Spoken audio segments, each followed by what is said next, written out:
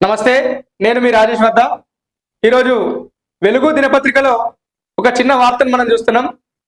ఇది ఈరోజు ఖచ్చితంగా చర్చించాల్సినటువంటి అవసరం ఉంది. ఎందుకంటే మొన్ననే ఎలక్షన్స్ జరిగినాయి గ్రామాల్లో. ప్రతి గ్రామంలో సర్పంచ్ ఎలక్షన్లు జరిగినాయి. కొత్త సర్పంచ్లు ఎన్నికయ్యారు. అదేవిధంగా పాత పాలక వర్గం తొలగించి వెళ్ళిపోయి కొత్త పాలక వర్గాలు వచ్చినాయి. ఇక్కడ పాత సర్పంచ్లకు మరియు కొత్త సర్పంచ్లకు ఒక చిన్న గొడవ అయితే జరుగుతూ ఉంది.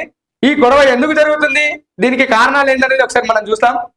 2023 సెప్టెంబర్లో ప్రతి సంవత్సరం ఆర్థిక శాఖ నుంచి, అంటే ఈ ఆర్థిక శాఖ నుంచి ప్రతి గ్రామానికి కొంత నిధులు అయితే పడతాయని చెప్పి ప్రతి ఒక్కరికి తెలిసిన విషయమే.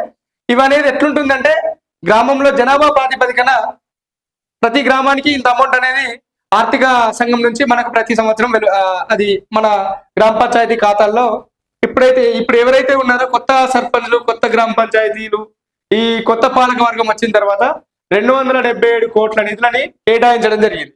ఇక్కడే వచ్చింది అసలు పంచాయతీ. ఈ 277 కోట్లు మాకు కావాలనేమో మాజీ సర్పంచ్లు, మాకే కావాలి, మేమై ఇప్పుడే గెలిచినాం, కొత్త సర్పంచ్లుగా గెలిచిన తర్వాత ఈ ఫండ్స్ ఉంటేనే కదా మేము డెవలప్మెంట్ పనులు అనేది నెరవేరుస్తాం, మాకే కావాలని చెప్పి కొత్త సర్పంచ్లు, మాకే కావాలని చెప్పి పాత సర్పంచ్లు. వీళ్ళిద్దరి మధ్యలో ఈ 2 సంవత్సరాల విరామం కాలంలో ఎవరైతే పాలనా పనులు చేపట్టినటువంటి సెక్రటరీలు ఉన్నారో వాళ్ళు నలిగిపోతున్నారు. ఈ 2 సంవత్సరాల కాలంలో జేబుల నుంచి, ఆర్థిక సంఘం నుంచి నిధులేం రాలేదు.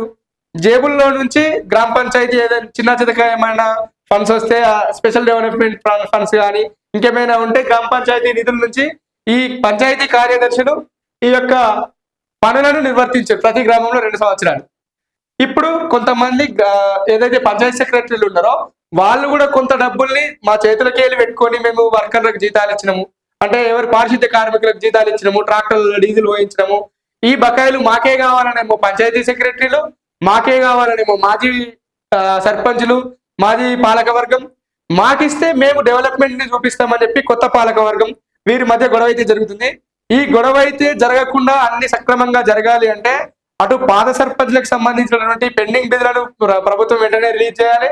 అదేవిధంగా ఈ కొత్త పాలక వర్గం ఏదైతే గ్రామాల్లో అభివృద్ధి పనులు చేపట్టాలనుకుంటుందో దానికోసం కొంత దృష్టి సారించి రాష్ట్ర ప్రభుత్వం కానీ కేంద్ర ప్రభుత్వం ఎట్లాగో ఆర్థిక సంఘం నుంచే రిలీజ్ చేస్తుంది కాబట్టి రాష్ట్ర ప్రభుత్వమే దీన్ని ఏమంటారు, ఇదొక మంచి డెవలప్మెంట్ కోసం మీరు ఇప్పుడున్న గవర్నమెంట్ లో ఉన్నటువంటి సర్పంచ్లు డెవలప్ చేస్తేనే రాష్ట్ర ప్రభుత్వం డెవలప్ చేసిన దానికి ఇది వస్తుంది. కాబట్టి స్పెషల్ ఫండ్ ఏమైనా ఉంటే, ఏమైనా సోర్సెస్ ఉంటే మరికొంత, ఇప్పుడు 277 కోట్లకి ఇంకొక 100 కోట్లో లేకపోతే 50 కోట్లో, ఒక 500 కోట్లో, 200 కోట్లు ఎంతో కొంత దీనికి యాడ్ చేసి కొత్త గ్రామ పంచాయతీలకు సంబంధించి గెలిచినటువంటి కొత్త పాలక వర్గానికి సంబంధించిన వాటికి కొత్త ఫండ్స్ ని, అదేవిధంగా పాత సర్పంచ్లు ఇప్పటికే చాలా లక్షల కోట్ల అప్పులలో కూరుకుపోయి ఉన్నారు. మొత్తం కలిసి చాలా మంది జేబుల్లో నుంచి అమౌంట్ పెట్టి ఆర్థిక సంఘం నుంచి ఎట్లాగో వస్తాయి కదా బిల్స్ వచ్చినప్పుడు మనం చూసుకుందాంలే, డెవలప్మెంట్ ఆగదు, వచ్చే పనులు ఎందుకు ఆపుదామని చెప్పి చేతుల్లోంచి డబ్బులు పెట్టి పనులు చేపించిన సర్పంచులు చాలా మంది ఉన్నారు. అప్పుల భారాన్ని మోయలేక చనిపోయిన సర్పంచులు కూడా మనం గతంలో పేపర్లో అక్కడక్కడ చూసాం.